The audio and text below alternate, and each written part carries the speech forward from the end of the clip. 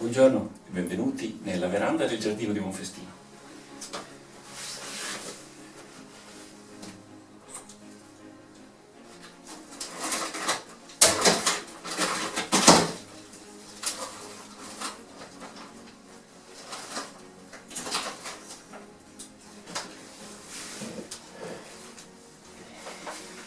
È primavera ed è venuto il momento di travasare questa splendida mimosa o acacia dealbata. Guardate com'è pendula, quanto sono pieni ancora questi rami, fioriti ormai da, ecco, questo è Tile che è intervenuto nel video, come sempre, il nostro amico giardiniere.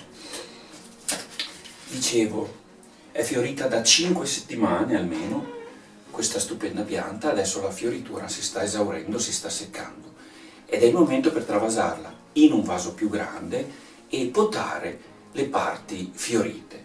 Facciamolo insieme.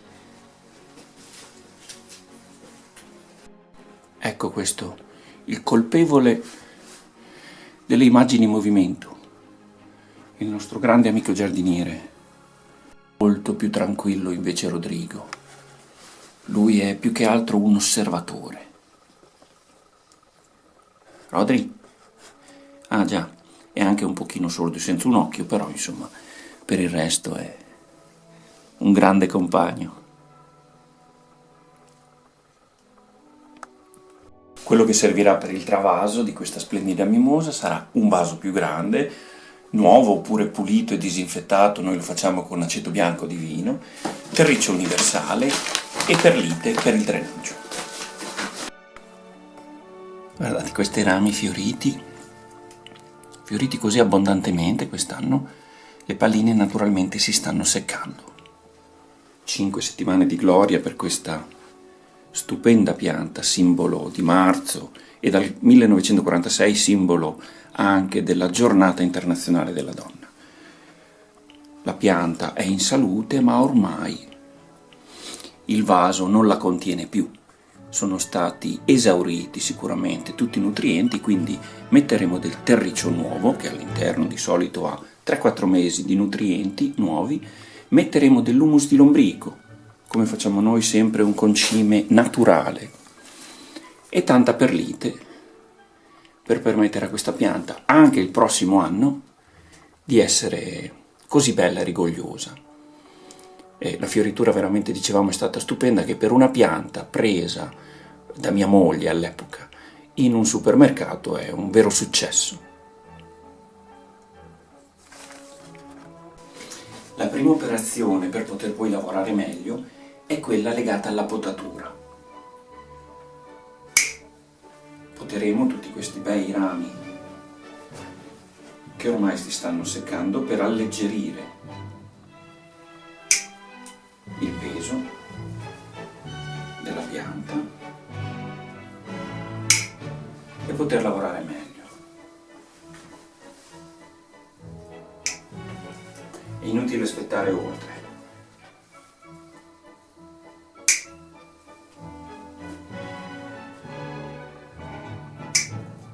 Ecco fatto.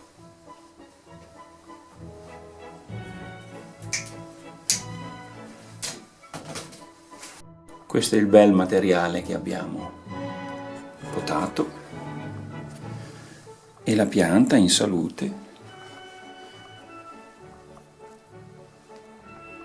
Guardate, con le sue belle foglioline bipennate. Adesso andrà travasata. Naturalmente facciamo una delle operazioni più importanti che si fa sempre quando si controlla una pianta, il controllo dell'apparato radicale, o chiamato anche il pane radicale. Estraiamo piano piano, guardate, le radici molto sottili, vedete, fibrose anche queste, hanno riempito completamente il vaso, quindi come dicevamo prima, sicuramente i nutrienti sono stati esauriti. Vedete il materiale sotto bianco?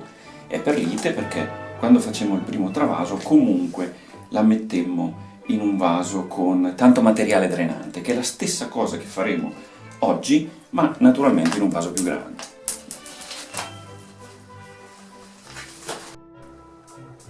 Almeno un 30% di perlite, terriccio universale, e humus di lombrico. Quindi un po' di concime naturale, tanto drenaggio. Togliamo i fili che la legavano al bastoncino, al primo bastoncino più piccolo usato per il travaso. Ecco, come al solito, l'intervento di tile.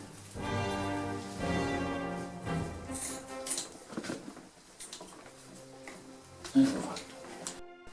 Eccolo, guardate. La curiosità è irresistibile.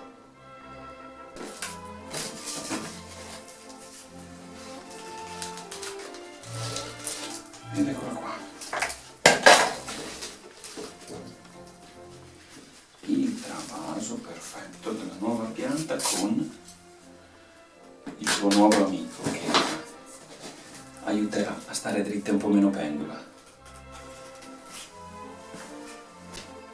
Estraiamo il vecchio sostegno, potrebbe anche essere utile qui di dietro. Allora leghiamo prima il filo, ricicliamo questo che va bene, al paletto di sostegno, doppio nodo, e poi prendiamo la pianta, la solleviamo delicatamente, avvicinandola senza sforzarla, ma permettendole di non essere più così pendula.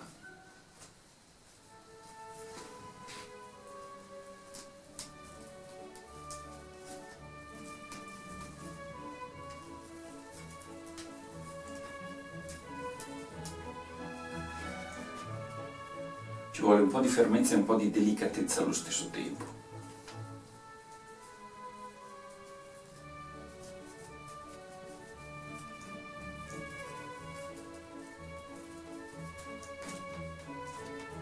Ok. Come ti è sembrato il travaso di oggi, dai?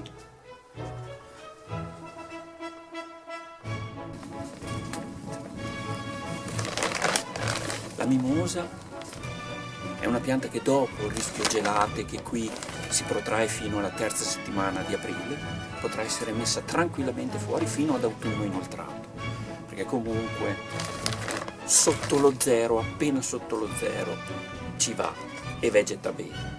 È chiaro che in Appennino questa pianta starà in vaso per sempre, perché qui raggiungiamo delle temperature, quest'anno -7, che sono difficilmente sostenibili da questa pianta. Ora, dopo il travaso,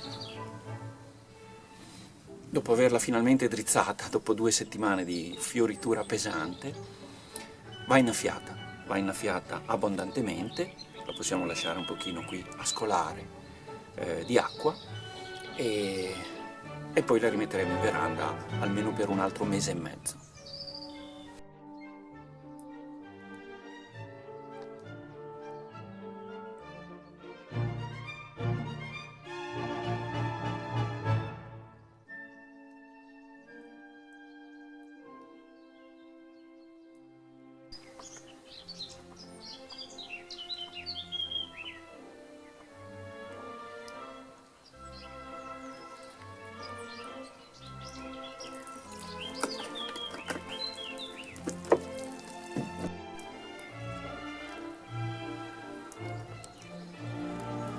Ed ecco fatto il travaso.